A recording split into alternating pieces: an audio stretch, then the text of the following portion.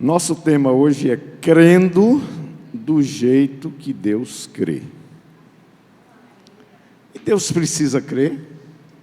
Claro. Nosso Deus é um Deus de fé. Ele é o autor da fé. Então, se Deus crê de um jeito, eu preciso crer do mesmo jeito. Amém. Parece que os irmãos não entenderam, não. Irmãos, nós precisamos crer do jeito que Deus crê. Amém. Há uma pergunta aí. Será que as coisas não estão acontecendo porque nós não estamos crendo do jeito que Deus crê? É bom refletir sobre isso. Há coisas que precisam acontecer e não estão acontecendo porque nós não estamos usando as chaves corretas. Nós precisamos corrigir isso.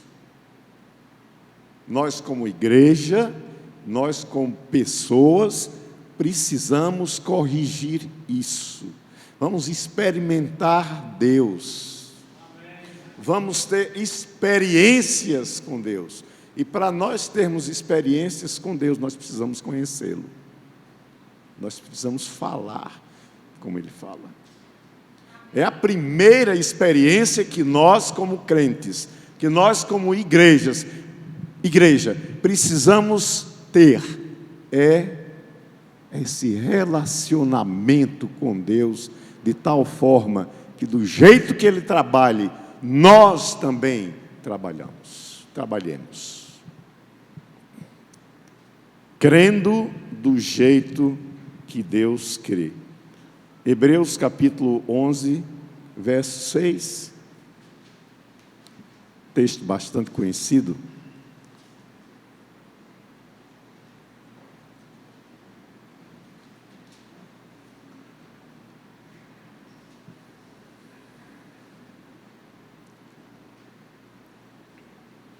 Diga comigo, sem fé, é impossível agradar a Deus.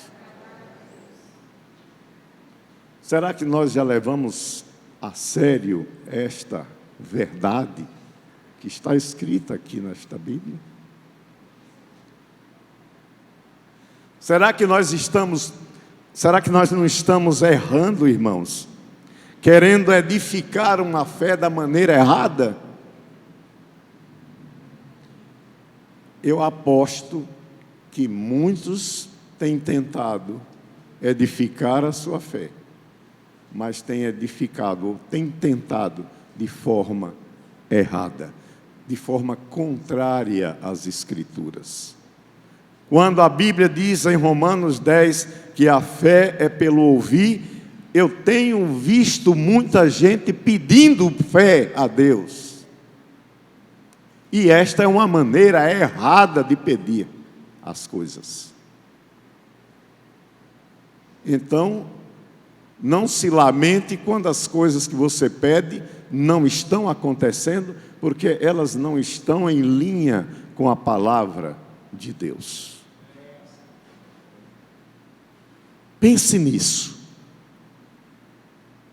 Há um manual chamado Bíblia que nos ensina a fazer as coisas.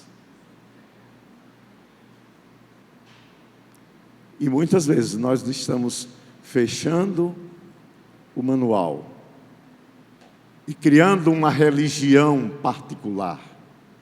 Nós somos tendentes a sermos religiosos. Ou seja, eu adoro a Deus do meu jeito. Meu irmão, não existe isso. Você não pode adorar a Deus do seu jeito, não.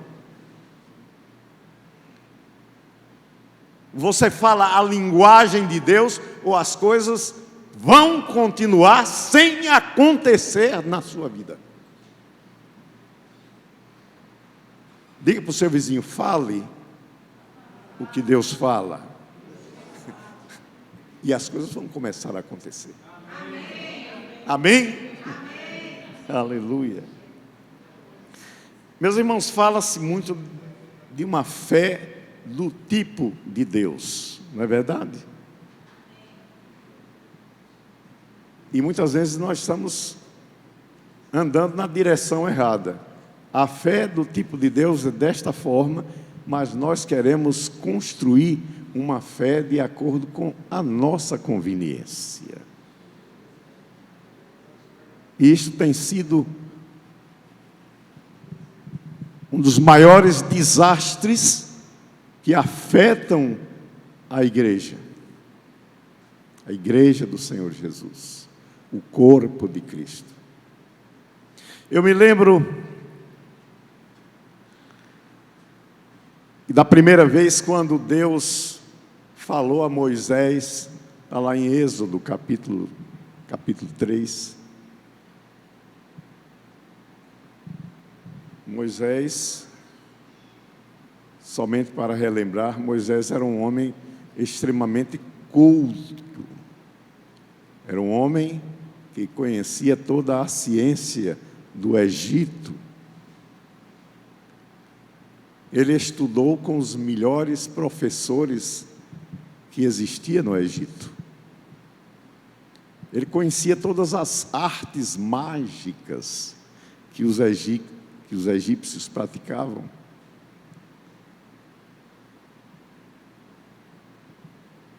Ele não precisava aprender nada. Você sabe que Moisés, não se assustou quando uma árvorezinha começou a queimar, mas não queimava?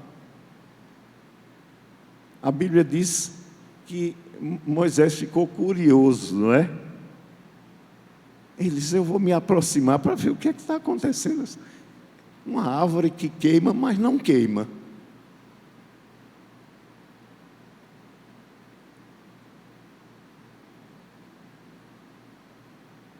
E aí Deus começou a falar para Moisés e dizer a ele o que é que ele precisava fazer para que a vontade de Deus fosse executada.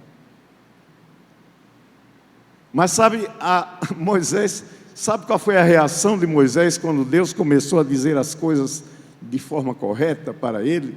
Ele disse: Senhor, o povo não vai crer. Você sabe que esse é o grande problema de Deus, ou para Deus? Você sabe que Moisés não tinha problema com o poder do império egípcio? Deus não estava nem dando a mínima para o poderio egípcio. Não estava não, irmãos. Sabe o que é? Eu vou usar uma palavra humana. Sabe o que é que preocupava Deus? Era a incredulidade do seu próprio povo. Sabiam disso? E você sabe que até hoje é a incredulidade da igreja que tem afetado as nossas relações com o Pai. Deus disse: Moisés, você vá ao faraó e liberte o meu povo, porque o sofrimento do povo chegou ao meu conhecimento. Foi assim, na cara. E Moisés disse, sabe, Moisés estava acostumado a conhecer os deuses do Egito pelo nome. Existiam vários. Tinha um chamado Osíris. Quem estudou no 2º grau, sabe? Estudou história geral. Tinha um outro chamado Ísis. Tinha um outro chamado Horus. Lembram disso, irmãos? Eram esses os deuses que Moisés conhecia. O Deus vivo, Yahvé, o Deus dos seus antepassados era uma espécie de mitologia. Ele sabia que Deus havia aparecido para Abraão, para Isaac, para Jacó. E por esta razão Moisés pergunta a Deus: e quando o povo perguntar como é o seu nome, o que é que eu vou dizer? Aí Deus responde com uma resposta que para mim é até um tanto quanto, sabe? Ele diz: diga ao meu povo que eu sou, te enviou. Não é um tanto... Os irmãos entenderam, irmãos? Aí eu vou para o povo de Israel e digo: ó, eu sou, me enviou a vocês. Ou seja, Deus estava instruindo a Moisés a agir da sua forma. E depois Deus continua dizendo: olha, vá, eu sei que não vai ser fácil, porque os deuses egípcios garantem que são poderosos, que comandam as coisas no reino espiritual, mas você vá. Então a primeira coisa que Deus manda é que Moisés vá. Moisés, você não fique, você vá.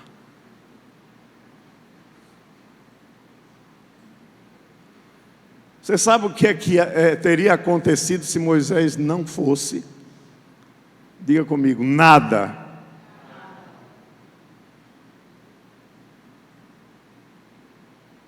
Mas sabe o que foi que Moisés fez? Ele se esqueceu dos deuses do Egito, daqueles de Osíris, Ísis e Horus, e aí gravou bem aquela conversa. Chegou para o povo e disse: olha, eu sou, me enviou. Eu não sei como é que o povo de Deus entendeu aquele recado, mas funcionou, irmãos. Funcionou. E Deus continua funcionando. É a primeira coisa que nós precisamos crer. É que o Deus do passado continua operando do mesmo jeito hoje.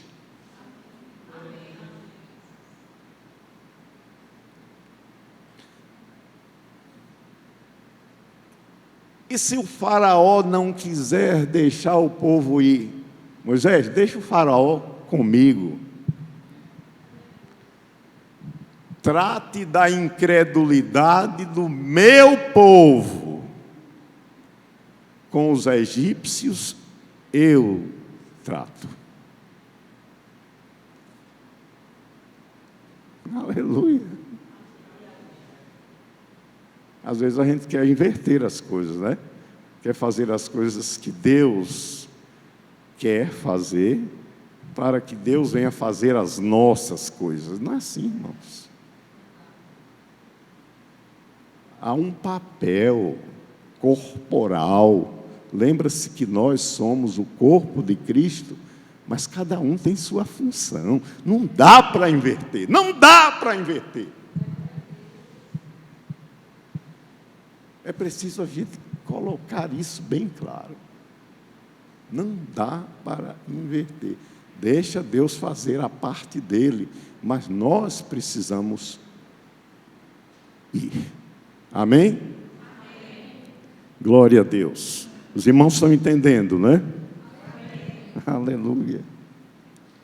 Então, a fé que agrada a Deus, ela precisa começar com ação.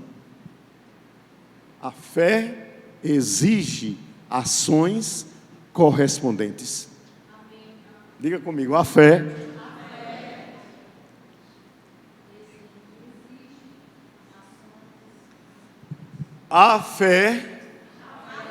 exige ações correspondentes. A fé só opera desse jeito, né, pastor?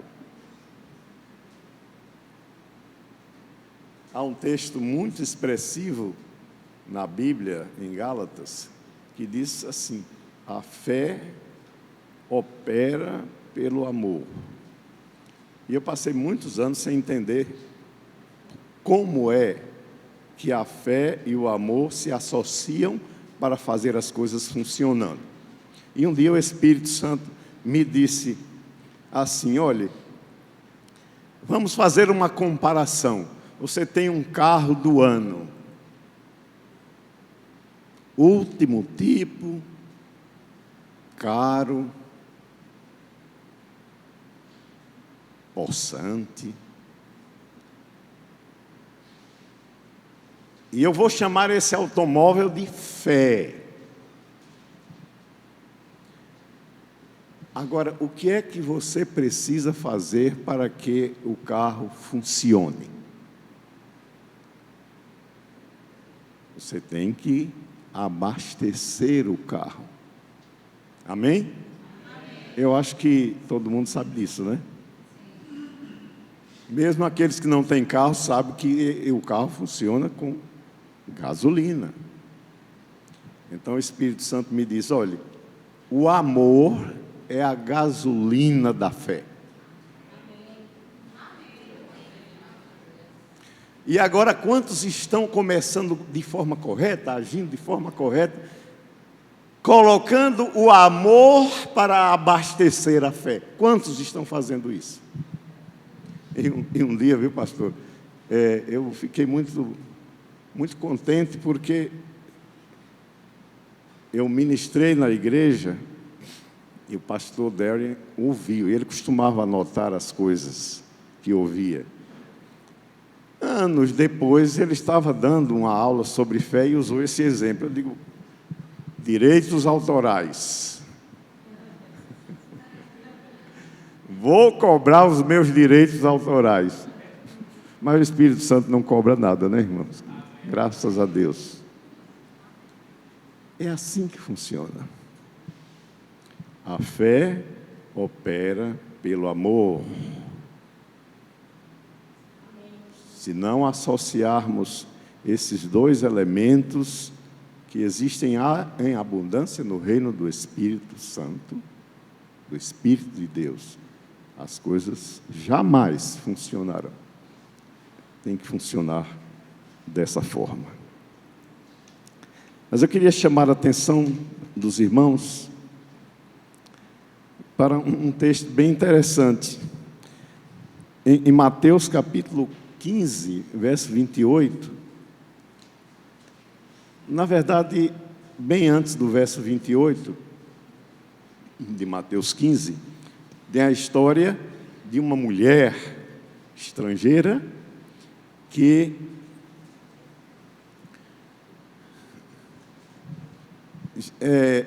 Jesus não costumava fazer viagens internacionais, viu, irmãos? Eu não sei se era o preço das passagens ou o que era, mas Jesus só tem um registro no Novo Testamento de que Jesus tinha feito uma viagem, fez uma viagem internacional. Também não sei o que ele foi fazer fora de Israel. A Bíblia diz que ele foi para os termos da cidade de Tiro e da cidade de Sidom. Eram duas cidades fora de Israel, eram cidades estrangeiras. Mas Jesus foi lá.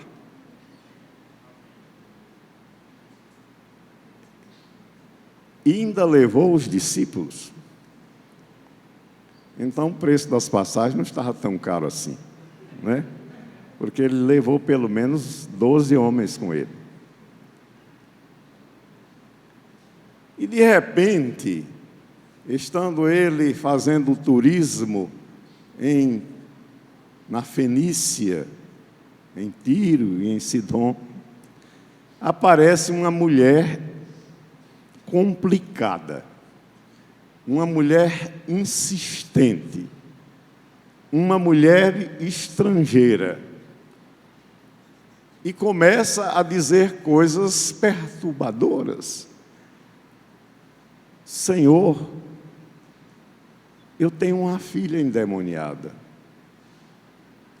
E ela repetia aquilo. Mas ela repetia aquilo, irmãos, de uma forma abusada, sabe? Mas algo chamou a atenção de Jesus, é que aquela mulher chamou Jesus de filho de Davi. Vocês perceberam no texto de Mateus 15? E isso não passou despercebido a Jesus. Essa expressão chamou a atenção de Jesus, porque aquela mulher estrangeira era uma mulher, irmãos, era a última pessoa de quem se podia esperar um ato de fé. Entenderam os irmãos? Mas sabe que Jesus descobriu fé naquela mulher?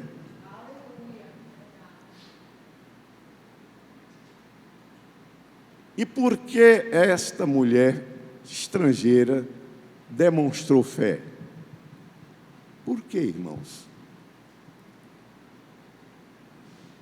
Porque ela ouviu falar de Jesus.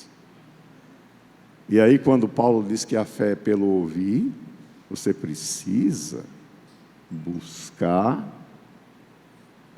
verdade por detrás dessas afirmações. Não é à toa, não.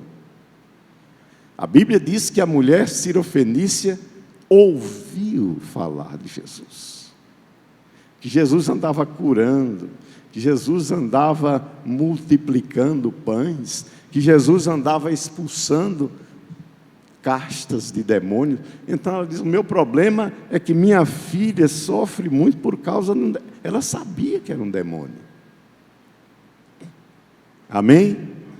E sabia que ela estava diante da solução para aquele problema. E o que é que ela diz? Certamente, ela disse uma coisa, irmãos, que os próprios patrícios, os judeus, como Jesus era judeu, desconheciam ou faziam de conta que não conheciam, que Jesus era o prometido, o Messias, o Filho de Deus. Então ela disse, filho de Davi, tem misericórdia de mim. Ela nunca tinha ouvido falar de graça de Deus, então ela tinha que falar, era misericórdia mesmo, irmãos. Hoje nós temos graça abundante, não é? Amém? Mas aquela mulher nunca tinha ouvido falar de graça, nem abundante, nem desabundante. Então ela pediu por misericórdia. É uma palavra conhecida, né? Comum. E aí começam os discípulos, Senhor, faça alguma coisa aí, que essa mulher está perturbando a gente. Sabe qual foi? A atitude de Jesus? Vamos ver.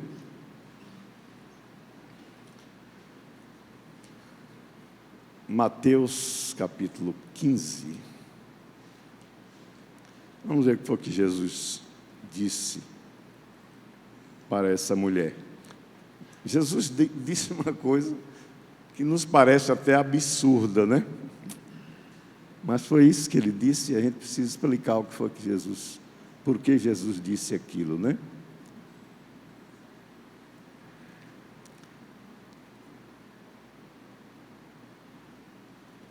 A Bíblia diz também que aquela mulher era mulher grega. Você sabe que os gregos são os inventores da lógica. Eles falam, eles argumentam, ou argumentavam, mas os gregos ainda existem, de uma forma lógica. Eles inventaram isso. Usaram a filosofia, para desenvolver modos lógicos de raciocínio. E veja como essa mulher respondeu a Jesus quando Jesus disse certa coisa. Diz assim: mas Jesus não lhe respondeu palavra, ou seja, ela dizia: tem misericórdia de mim, filho de Davi. Mas Jesus não lhe respondeu palavra. Verso 23. Então seus discípulos se aproximaram dele e pediram: manda essa mulher embora, ela vem gritando atrás de nós, perturbando. Ele respondeu: eu fui enviado apenas às ovelhas perdidas de Israel. Essa palavra ele não disse para a mulher, ele disse para os discípulos, que estavam insistindo que ele interrompesse sua viagem de turismo e tal, e mandasse aquela mulher, despedisse aquela mulher. A mulher veio, adorou de joelhos e disse: Senhor, ajuda-me. Ele respondeu, percebam bem o que Jesus respondeu aqui: não é certo tirar o pão dos filhos e lançá-lo aos cachorrinhos. Parece até uma ofensa, né, irmão? Parece que Jesus estava tratando aquela mulher como uma cadela. Na verdade, não era bem isso. Essa palavra cachorrinhos aqui no grego era mais ou menos aquilo que nós chamaríamos um cachorro de madame, esses cãezinhos de estimação. A palavra é essa aqui, não é um cão qualquer. Jesus não estava ofendendo aquela mulher. Você sabe que os cachorros de madame são privilegiados, não é? Tem gente gastando muito mais dinheiro com cachorro do que com filho. Mas entre os gregos não era muito diferente, não. Então a mulher respondeu: sim, Senhor. Veja como essa mulher raciocinou rápido e corretamente, porque ela era grega. Sim, Senhor, mas até os cachorrinhos comem das migalhas que caem da mesa dos seus donos. Aí Jesus disse: puxa vida, eu estou diante de não estou diante de uma pessoa qualquer. Eu estou diante de uma pessoa que sabe raciocinar, que o que a mulher queria estava à disposição. Amém? Quando ela responde desse jeito, Jesus então respondeu: mulher, grande é a sua fé. Agora, quantos de nós estamos aptos a receber de Jesus uma aprovação desta? Eu não quero nem responder.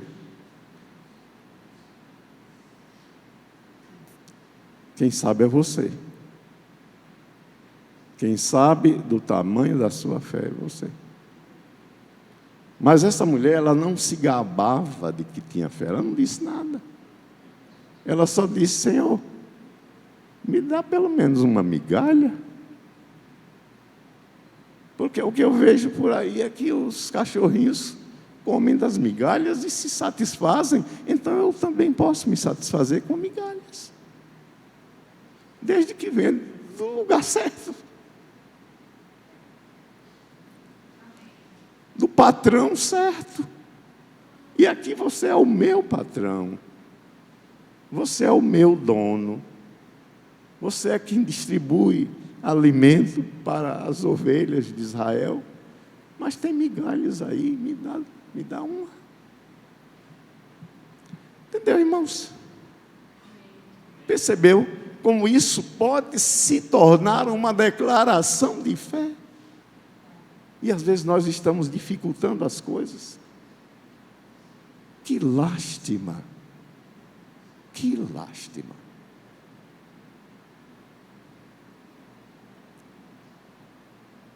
Agora veja uma coisa muito interessante, veja como a igreja dá trabalho. Eu nunca vi coisa para dar trabalho mais do que a igreja. KKK, não, irmãos, é verdade. Olha, sabe quantos anos aquele episódio de Moisés falando com Deus, quando Deus disse, eu sou, não é? Até os dias de Jesus se passaram 1.600 anos dessa outra história que eu vou contar aqui para vocês. 1.600 anos é 3 vezes mais do que o tempo que o Brasil existe. Nós só temos 500 anos que existimos com esse nome, né? Mas o fato de Deus falando na sarça ardente com Moisés, até os dias de Jesus, transcorreram 1.600 anos. 1 milênio e mais de meio milênio.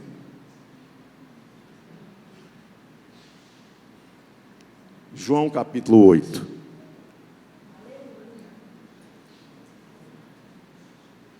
Em João capítulo 8, nós vamos encontrar uma coisa, um paralelo muito...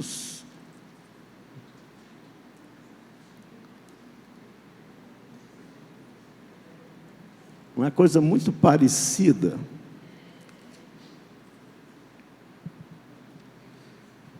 Eu queria só ler o verso 51. Aqui Jesus estava em Israel, no templo de Jerusalém. Não estava mais fazendo turismo, né? Já tinha voltado e ele estava, como todo judeu, fazendo a sua peregrinação anual a Jerusalém. Ele não morava em Jerusalém. Os irmãos que conhecem a Bíblia sabem que ele morava em Cafarnaum, que é uma cidade às margens do Mar da Galileia, bem ao norte de Israel. Mas aí, aqui em João 8, ele estava em Jerusalém, no templo, ensinando, falando para o povo, e por acaso, diga por acaso, havia também uns escribas e fariseus. Aquela raça que não deixava Jesus, estava no pé, escribas e fariseus. Então está resumida a situação, né? Então, Jesus disse para o povo, asseguro-lhes que se alguém obedecer a minha palavra, jamais verá a morte. Agora, alguém daí do auditório acredita nisso?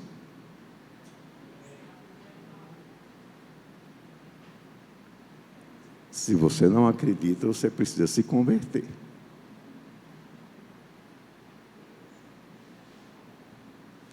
Mas sabe que uma raça que ouviu isso da boca de Jesus não acreditava? Então é por isso que eu digo que a igreja dá trabalho. Olhe, você quer ver manifestação de incredulidade? Venha para a igreja. É uma atrás da outra. E é por isso que as coisas não acontecem. Até porque incredulidade é a mãe da desobediência e da rebelião. Aprendam isso aí, anotem direitinho. Incredulidade é mãe da desobediência e da rebelião. Você quer ver um ato de rebelião? Vá buscar aonde foi que ela nasceu. Ela nasce da incredulidade. Bom, mas voltando aqui. Mais adiante, você vai ver uma palavra que Moisés tinha ouvido do próprio Deus. Porque na conversa, Jesus começou a dizer a falar a respeito de Abraão. E lá para as tantas ele disse: olha, antes de Abraão existir, eu sou. É uma palavra muito semelhante àquela que Deus falou para Moisés. Diga ao povo que eu sou, lhe enviou. E sabe o que aconteceu com esse auditório selecionado no templo de Jerusalém? Arranjaram pedras para apedrejar Jesus. Sabe por quê, irmãos? Porque ele estava se identificando com o Pai. Felizmente, vocês podem dizer que são filhos de Deus, e eu também, e ninguém vai apedrejar vocês. Amém? Graças a Deus. Mas nesse texto aqui está dito: respondeu-lhes Jesus: eu lhes afirmo que antes de Abraão nascer, eu sou. Então eles apanharam pedras, não sei onde acharam tantas, para apedrejá-lo, mas Jesus escondeu-se e saiu do templo. Então, agora vocês concordam comigo que igreja tem sido lugar de muita incredulidade. E eu digo isso, irmãos, lamentando, sabe? Porque Deus não merece isso. Nós aqui cantamos tantas canções, não é, Sandra? Canções que expressam a palavra, que invocam. Nós não cantamos nada errado aqui, irmãos, graças a Deus. Não cantamos besteira, não, graças a Deus. Porque tem muita tolice sendo cantado por aí, mas nesta igreja você não vai cantar tolice, você vai cantar a palavra. E eu desafio alguém, visitante ou não, membro da igreja ou não, a encontrar algum exemplo de hinos fora da palavra aqui. Porque há um cuidado com isso, porque nós respeitamos a palavra, porque sabemos que a palavra tem poder. E é lá quando Jesus disse: quem obedece às minhas palavras, não é isso que ele disse? Foi isso que ele disse aqui, no início da sua peregrinação: asseguro-lhes que, se alguém obedecer a minha palavra, jamais verá a morte. Às vezes a gente presta atenção naquilo que nos causa mais impacto, não é? Jesus está dizendo que Ele é capaz de conceder vida eterna a quem crê. E às vezes não prestamos atenção no início da frase, quando Jesus disse: aquele que obedecer a minha palavra, e a minha palavra diz: fé vem pelo ouvir. Se você quer ser obediente à palavra, você tem que ser a palavra toda, não é a meia palavra. Jesus está ensinando aqui como é que as coisas acontecem.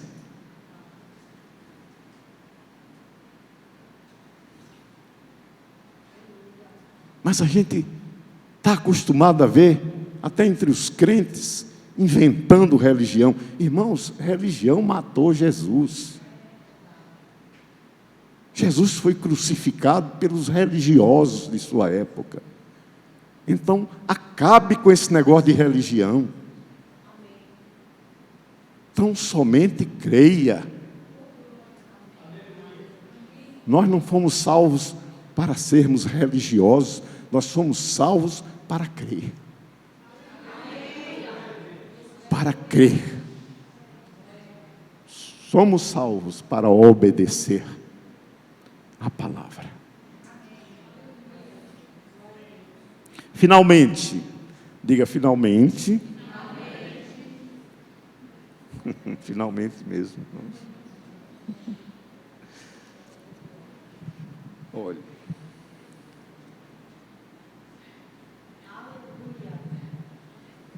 Os irmãos estão aproveitando alguma coisa?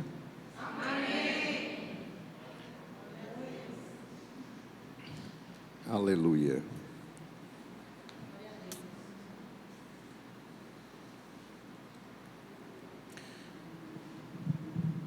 A fé é o mecanismo espiritual contra a incredulidade. Eu não estou dizendo nenhuma tolice, né, irmãos? Porque fé é o contrário de incredulidade, né? O apóstolo Paulo, certa vez, ele disse assim, que fé, que nós devemos viver pelo que cremos e não pelo que vemos. Aquilo que deve nos dirigir na vida cristã, verdadeira, produtiva, não acontece pelo que vemos, nem pelo que ouvimos. Está vendo essas orelhas grandes aqui, né? Não. A fé é pelo ouvir. E nós vivemos não pelo que ouvimos, ou vemos, ou cheiramos, ou sentimos. Você não vem para a igreja para sentir. Você vem para a igreja para crer. Então, há uma palavra que precisa ser extirpada do vocabulário do crente. É sentir. E eu tenho visto essa palavra aqui e fora daqui. Eu senti Deus. Não interessa, irmãos. Você não precisa sentir Deus, você precisa crer. Amém?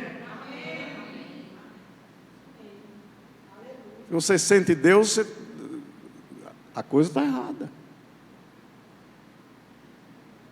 Ainda hoje eu estava falando com um colega de trabalho, que é pastor também.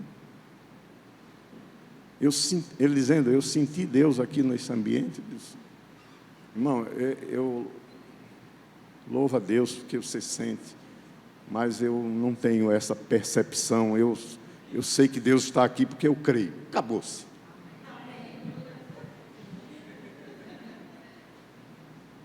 É mesmo, não é, pastor? Eu digo, é. Deus não espera que você sinta nada, irmãos.